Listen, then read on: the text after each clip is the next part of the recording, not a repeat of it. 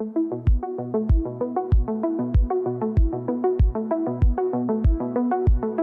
right, so here we go. We are with the Senior Tech Talk Unfiltered podcast with AnewVista Community Services. Eric, we have our business partner over there in Sacramento area, Veda. Say hi, Veda. Hi, this is Veda. Good morning.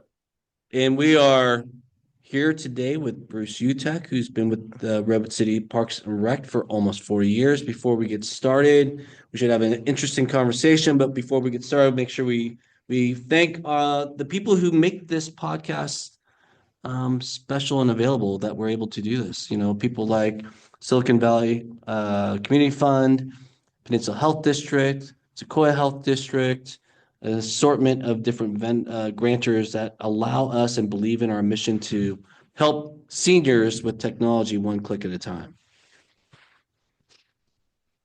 All right, so let's introduce Bruce Utecht here. All right, Bruce, you've been with Redwood City for how long now? Since 1986. Don't age us, because people are going to start telling us that we went to school together and put that connection together. Coached basketball here in 1984 and 85, and then been here full time since about 1986. Wow. And have you been with? It's a long time. It's very long. You know, when you gonna retire someday? I can't remember. Hey, so you know, you weren't in charge of the senior center for all this time. How long have you actually been here at the senior center? I've been at the senior center since 2004, and I transferred from being a supervisor, and I was a supervisor over and ran a licensed child care center for 18 years before that, and then I became manager of the senior center in 2009. So All right. 15, 16 years. So the Veterans Memorial Senior Center, right? Or Yep. is that the That's correct pronunciation, Yes, or the correct sir. title? Yep. What's the history of this? Why is it the Veterans Memorial Center?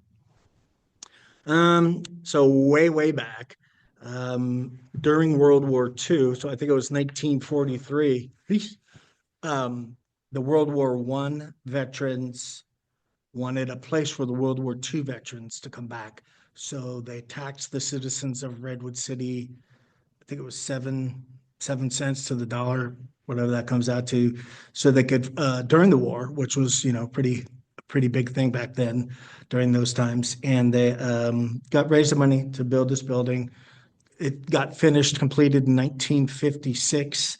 And then somewhere late 60s, early 70s, it was a veterans memorial building for the veterans and things like that, programs like that. The veterans said, we're going to turn it over to the city as long as you keep veterans programs first and turn it into a senior center. And then they did many programs out of here. And then when the 49ers left in 1988, I think it was, the seniors took across the street and took that building over and put in exercise classes and a computer school and office spaces. And then so it's funny though that we're here in, I don't even know, the middle of Redwood City. And what'd you say, 1986 the Niners left? yeah, That the 49ers were practicing here in Redwood City, and Bill Walsh's building was over there, and just like in the middle of Redwood, you know, suburbia. Yep. Right? And it's crazy. Right? And we still have 49er Field and some other things that are out there. We had the NFL Hall of Fame shop or something like that, Yeah, right? the Alumni NFL shop alumni. out there, alumni shop, and you know, there's a lot of things that are happening in this building. So it's a lot of history to this building. Not only was it the Veterans Memorial, or it is the Veterans Memorial Center, where we had World War I veterans helping World War II veterans, but then we had 49ers here and all the practice fields out here. And now you're kind of embarking on a new project out here next door, right? Squeezing it all into one building. Yeah, so this is one of the modern things that are happening with a lot of veteran center or senior centers, is that they're rebuilding their centers and making it a little more accessible, making it a little brighter, doing a refresh, right? New technologies going in. And so we're here just kind of like at the cusp of a big change of how your center is going to look. Yep. And so, we thought it'd be interesting to have a conversation with you, having been here for a long time, and also being one of the people who helped the AnewVista get started, right? We should mention that our relationship with Bruce and the people and the seniors in Redwood City have helped to launch AnewVista into where it's at now, and that we're still growing. And so for us, we're going to thank you for that, and the city of Redwood City for helping us get started here. You're welcome. So let's dig into this. So AnewVista and VCS, we're focused on technology for seniors, and so we're really interested in a lot of things in your perspective. I know you're not a super technology guy, but you use technology every day. And what we wanted, some of the things that we've noticed, we've been doing this for the past 5 years or so, and we've seen a change already because we already lived through the pandemic. But how has, from when did you say you started 2009, right? Till today, have we seen seniors' needs change Yeah. over time? And we're not just talking about technology, but just kind of generally, right? Just let's just go. Let's talk about it.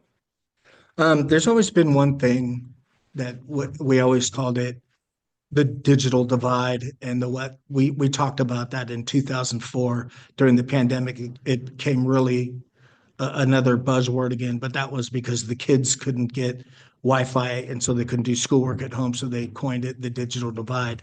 But what we had always thought about it was the seniors who don't understand or didn't have technology, anything, when they were younger or when they were growing up or when they were in the workforce. What did we talk about the other day? If you're 62 or 63, when did the first PC come out?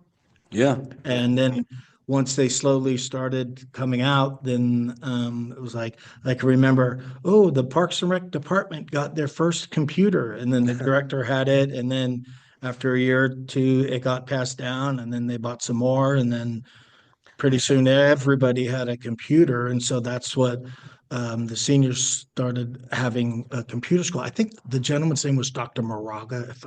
Who started? No, it was a doctor, but it was, I believe, 1991, and it was all retired IBM IBM guys, yeah. people. And Well, we had John Matthews, yeah. of course, who's one of our members here. And at that time, John was one of the younger ones. He was still working it, if I recall. And then all those people came in and they developed it. And so what the computer school was learning how to use Microsoft Word, Yeah. learning how to use Microsoft Excel, PageMaker, how to make a PDF. And then they started, oh, this thing called the internet came out, and now we have to figure out how to learn how to use that. Yeah, it's we talk about this a lot amongst yourself about, our seniors weren't raised on computers. They were raised on typewriters. They were raised on buttons. Touchscreens are not buttons. My dad retired, I don't know, in the 90s, I think. He never used a computer.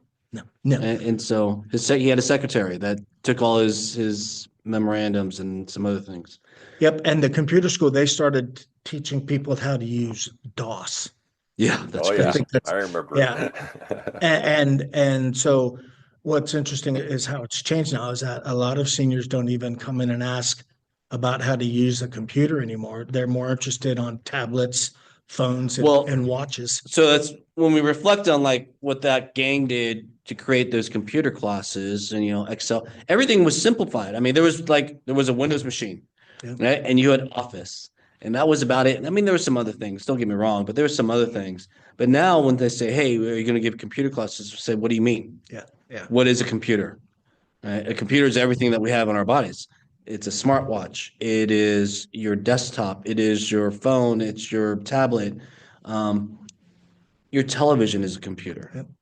Everything is a computer. And this is one of the reasons why we teach so many different subjects, is because everything is technology and everything's got a computer chip in it. That computer school had a lecture room that they darkened all the windows, and then they had a big screen. And then on the other side of the hallway, they had, I believe it was 12 PCs. Yeah, they had a whole lab.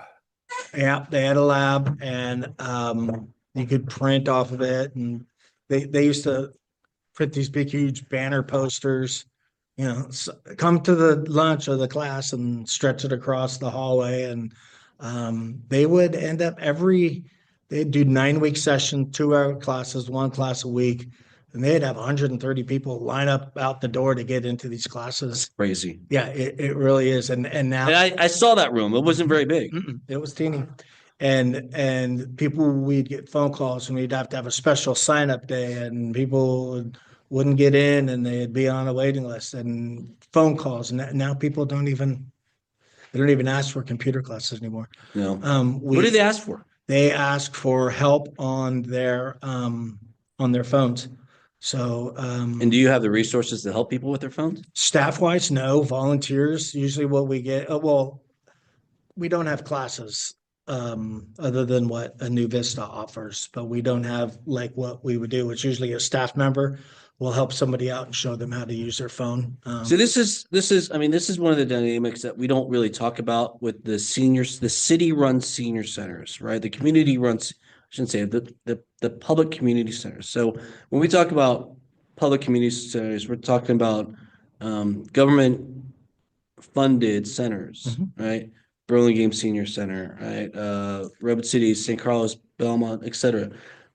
How many full-time people do you actually have working on the senior center, like senior center programming and making sure your customers or your participants are taken care of? Things like that? So I have myself, and then I have 1 coordinator.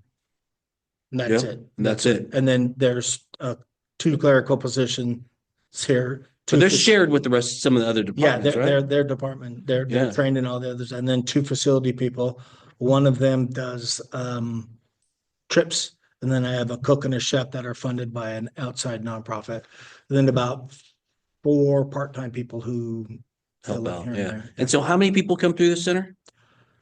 I mean, just a guesstimate. I mean, City of Redwood City is what, I don't know. almost 100,000 people now? We have the issue that we have and that we had is one point we had 20 we had I would say there's 32 clocks, but we would have had to have 28 different volunteers working for our shifts because there's about 14 different entrances into the senior center that people access. So there's just That's no way crazy. to do it. No. They've given us registration software. When we get into the new senior center, hopefully most of the stuff will be adapted over to that. But it's still one of those things is that seniors are not comfortable with it. They have with going on and signing up through a registration software. So we'll help you with that when we Yeah. open up the new building. And we've been running one of these for, I don't know, it's about 3 years now, but they're not going online. There's some, don't get me wrong. Yeah, but yeah, the majority of the people that they don't want to do it. They get intimidated trying to go to the city's website. And Have you seen the city's website? very much?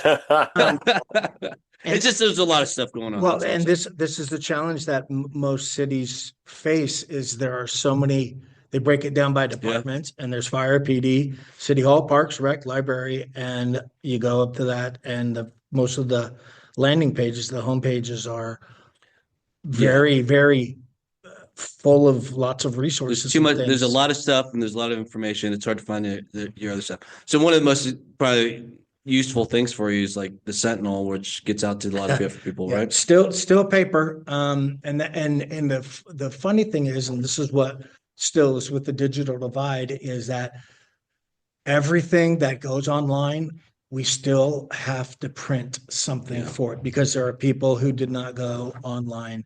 And most people, younger people will, that doesn't make sense to me. They should just go online.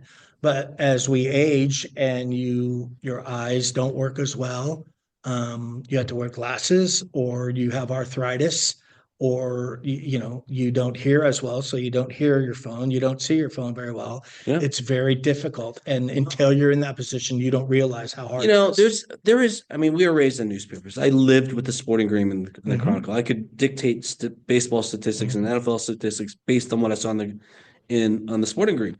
And there is some comfort in having a book or a newspaper or something in your hands.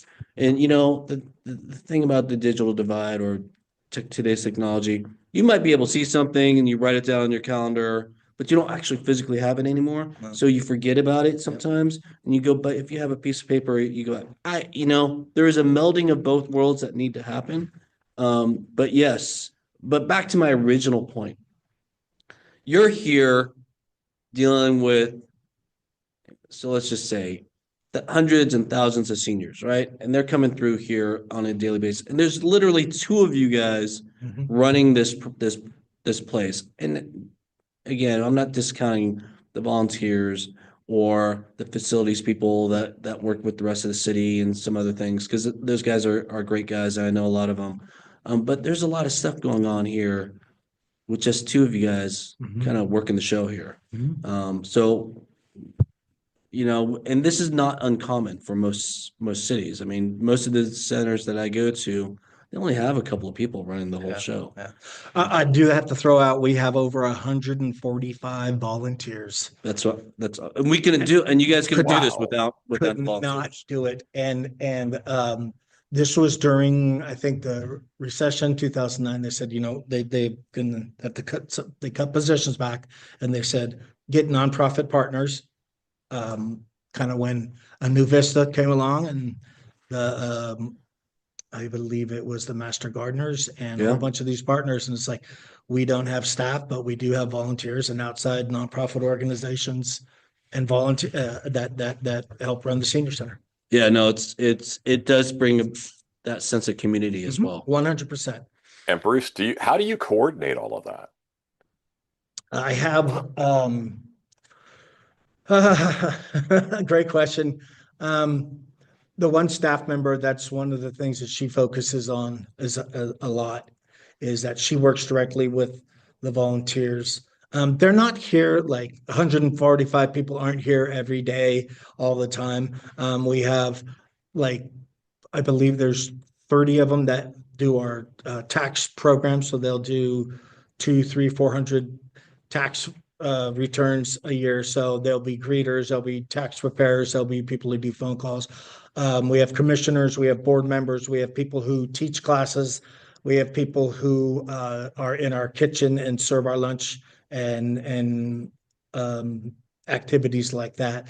But it's a very challenging thing. I usually am on the top layer with the board of directors or the nonprofits, and then the coordinator position, she works directly making phone calls. Not everybody does email, which is hard to believe. So we have to do a lot of telephone calls. Well, email's going by the wayside also, That's because true. our kids don't even Yep. answer an email. Yep. Not anymore. Text them. But Well, so no. Bruce, don't but text real either. quick on the tech side though, with the seniors using so many smartphones and things like that, is that helping you guys, coordinate both volunteers and seniors together, or is it really disjointed? And trying to leverage the tools that the city's giving you, with the city's website. So the first part is still with us. We know that word of mouth and telephone communication is golden still. It works. It's slow and clunky. It takes a lot of time. I spend a good amount of my time on the telephone still. Yes. Every day, and every day I sit and staff talk, and people need to be heard. That's what the facility people, and the clerical people, they are too. They know that you're going to come in, and for some of the people that come here, the only people that they may talk to all day, all week is the staff here at the senior center. And so we just have to take the time and listen to them. The technology portion is great and everything, but it's still intimidating and still frustrating. And I wish there was a way sometimes where we would know when someone forget it. It's too many steps to get to register a class. I wish we could figure out how many people we lose that way. And I know that every city is challenged with that. I mean, it's just like the DMV, most government, the IRS.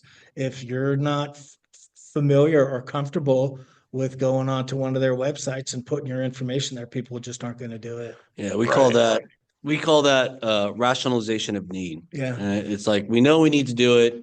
It's too complicated. And then it just says, I don't need it. So whatever. Right. And even though technology can make our lives a lot easier, it is a barrier to entry Big time. if we can't help them. That's kind of that's why we do what we do. That's why AnewVista does what we do. It's like we take our time, we teach people through it. It's funny because you and I were talking one time about your renewing driver's licenses here. And when we had just given a class on how to renew your driver's license online.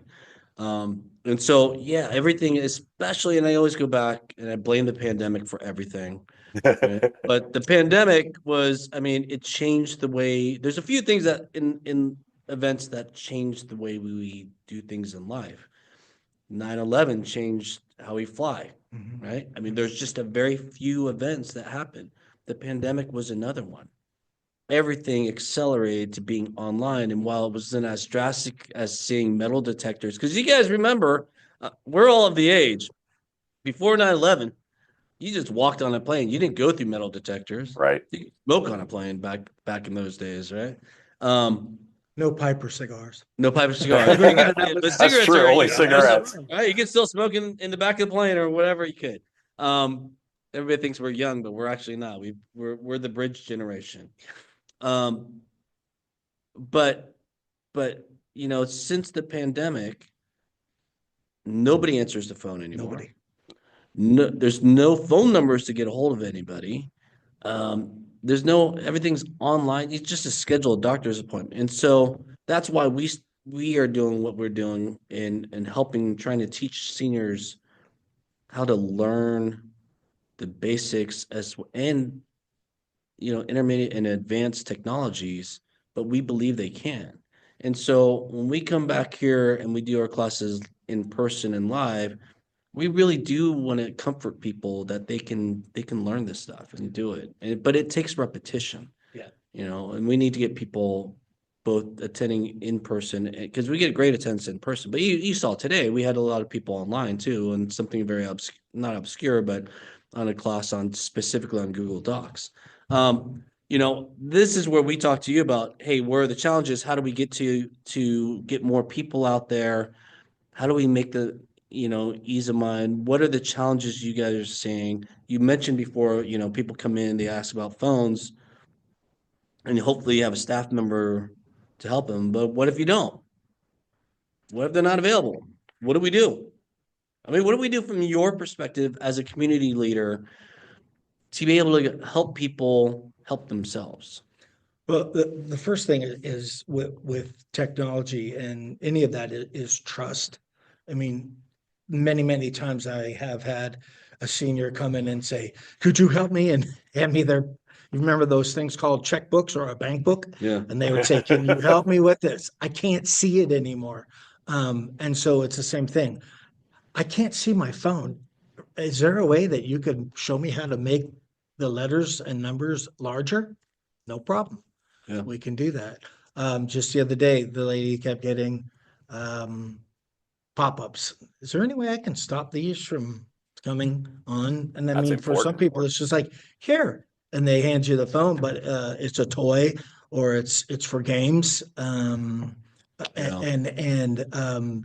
We always, what does this mean when it says likely spam? What? And you're like, Yeah. but Yeah. they don't know.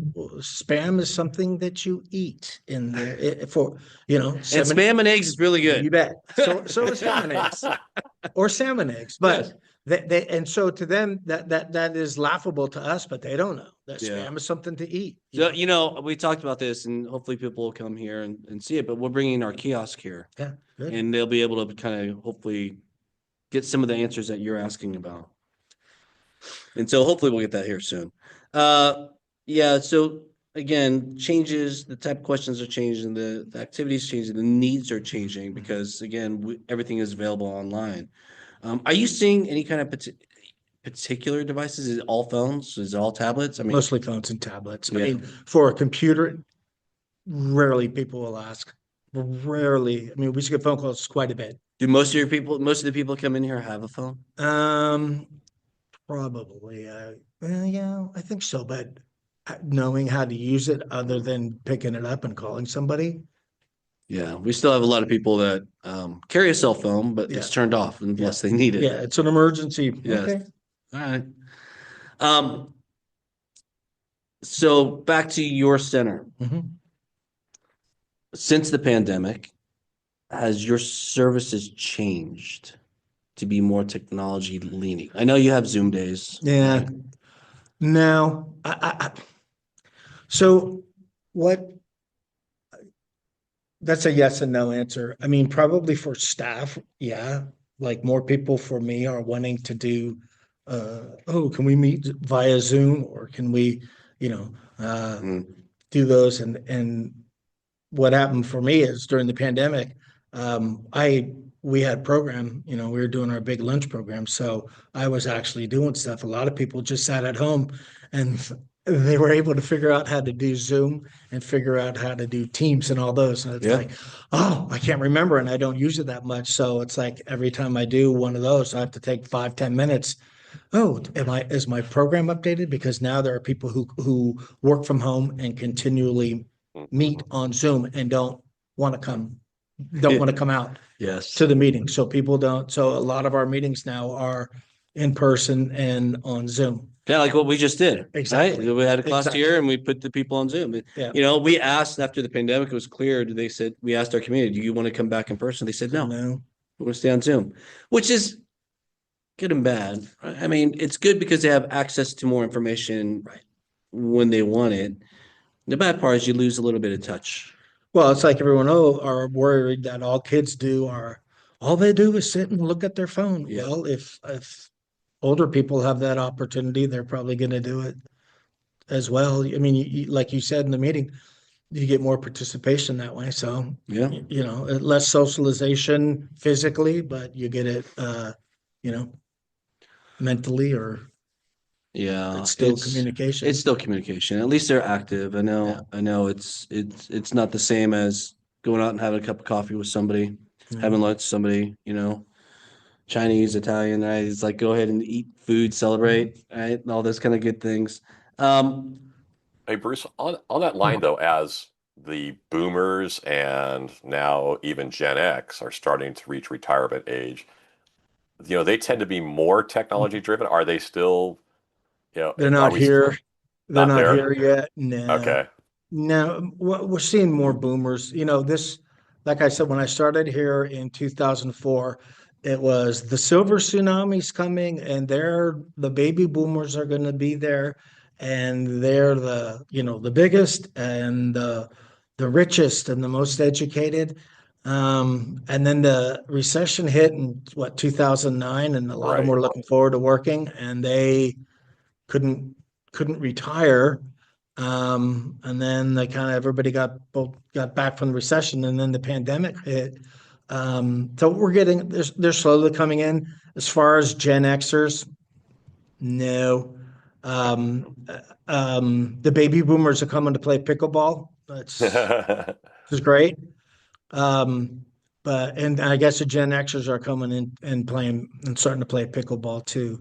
Um, they do they will come in and volunteer, and each generational cohort, if you're comparing them to like the greatest generation, to the silent, to the boomers, to the Gen Xers, they'll all come in and they'll volunteer. But along with their technological needs, their volunteering is different too.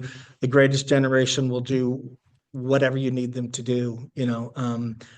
As they slow down, they'll pull paper clips. Right. They used to make scratch paper. I mean, they used to do all that. The silent generation are the ones that started our computer school. They started the technology. Baby boomers also, they'll come in and they'll do whatever you ask them to do, and they're very capable. However, they don't want to commit like the silent generation or the greatest generation. They come in every single day. The baby boomers have other things to do, so they'll come in and they'll run big programs for us. And then the Gen Xers, they're still working, so they'll come in and do heavy duty big activities for us. But it's usually with them, it's something that they're really compassionate about. Like I'll volunteer anything for music and do that. That's what I like to do. So when they volunteer, they'll do that. And then you can also break the technology down like that. And we're even starting to show our staff here going down to the millennials and to There's damn millennials. the Z generation, the Zoom generation. Now they're now impacting our workforce, and so they communicate completely different. They don't do they do text, and There's I no don't even email know to them. they don't email. They don't want phone calls, and that does have an impact on, like, if you're working with seniors, there's a communication kind of thing. It's like, oh, one of the I guess it'd be Generation A now. He's in seventh grade, and he goes, "Well, I can come in and I can interview the seniors, through Zoom." And I'm like, they're not gonna do a Zoom, maybe a phone call. Well, I don't want to talk to them on the phone. Well, go to their house. You're not going to their house. Becomes a real barrier. Yeah, yeah. So they, and then they're in school until 3, and then the seniors leave usually at 2 or 3 from senior center. So those are some of the issues, and just the way, like, people talk now is if you talk to a younger kid, you kind of, like, they'll use terminology that we're still not, like, what, and they come into the workforce and everybody still uses Microsoft Office Suite, and Yeah. well, I can code C+, and everyone, Well, I want to know what skibbity means. I don't know. Skibbity. I don't know, but I asked the kids on the soccer team, what does skibbity mean? And everybody gives you a different answer. Yeah. So it's a different language. well, it's like being cool. Yeah. Well, what do you mean? It's hot out. Yeah. Anyways, are you seeing a slowdown? Are you concerned about people not coming into the center? No. But so no matter what, through all these changes, people are still coming. Yeah. Yeah. Yeah, we get new people coming to the lunch program all the time. It's probably one of your biggest programs.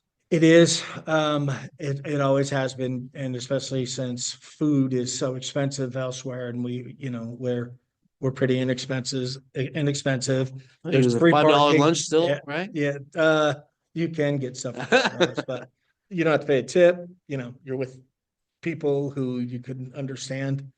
You have a pretty good cross section of cultures here too, Yes. and so they all just sit in the lunch and eat together, right? Yeah, and the kitchen volunteers are very diverse, very diverse. Yeah. It always has been. We get people. Mr. Tien was age-wise and cultural-wise are very diverse. Yeah, this is one of the last bastions of community and cultural diversity. You can find it at your local senior centers because we go to Daly City, for example, and it's really interesting because you see them all sit together. They're all in different circles and they're all in different cultural groups and they're all and then they intermix. And so again, it's about community, and that's why we have our senior centers. Yeah. This has been Veda, you got any other questions for Bruce? Not this time, thanks. So I wanted so you're building a new center here. Yep. Right. Yep. And what are you excited about it? So, because we just talked about, participation and people coming in, but the new senior center theoretically brings in a new crowd. You bet. And so I know I've seen plans for it. We've talked about it in the rooftop gardens, which I think is kind of cool. But is there anything in particular that you're excited about with the senior center? Excited for it to be done. Yeah. This building that we're in right now is very old, and it's been very well loved and very used. And it'd be nice to get into new digs. And I know the seniors will appreciate that. Anytime you go into a new building, it's like it makes you feel good, just the aesthetics of the new building. Well, there's functional things too, like soundproofing rooms or having what are they called, the things that come off the ceilings that keeps the sound in here. Oh, solar panel or Acoustic panel. sound absorbent walls. Yeah, exactly. Things like that. I mean, so it helps them even hear better. Yes. So for example, on that, our kitchen, so that building is a gold platinum LEED certified building. I think that's the term. It's been a long time, but there's no natural gas allowed in it. So everything is electrical. Our kitchen, you can't have natural gas in it. So everything is induction. The ovens, like you could cook 30 chickens in this oven Wow. or cook one chicken in it and it'll We're look, gonna have Thanksgiving here. we will. And it'll make sure that everything energy wise is, it'll do the right amount of energy for that. It's got Right. all these tricks to it.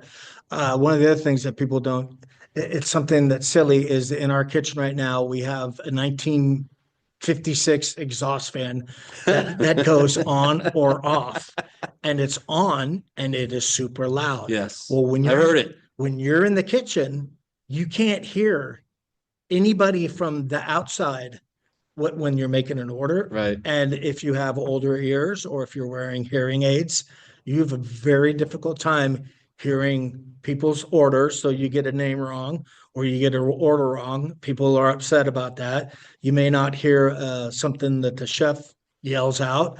So there could be a safety issue. But in the new kitchen, everything is, the exhaust fan goes on. There's a laser beam that goes. So if it gets too hot or too smoky, it automatically nice. goes on. It's super I quiet. have And to then get that. I'll get that in yeah, my house. it is. It's pretty neat. So there's the kitchen's going to be fantastic.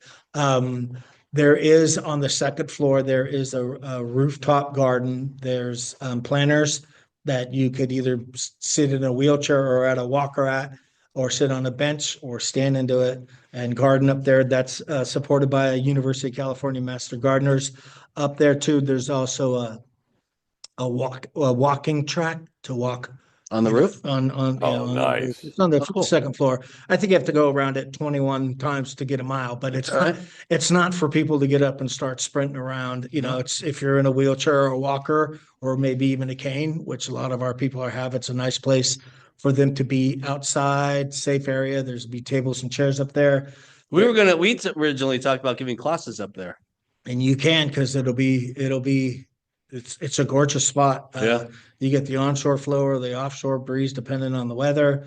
There'll be beautiful flowers. And the other day when we were out there, a monarch butterfly actually passed through. So Nice. and we haven't seen a monarch butterfly fly through this area in 25 years. A 260 seat theater, which has all the bells and whistles. So that's going to be gorgeous. There's a half gymnasium in there with basketball. I'll be able to play 2 pickleball games at the same time. Classrooms. When you walk in, there's museum piece display cabinets that are 10 feet tall by 30 feet tall. The bottom right, Celebrating the history of Redwood the City. history of Redwood City.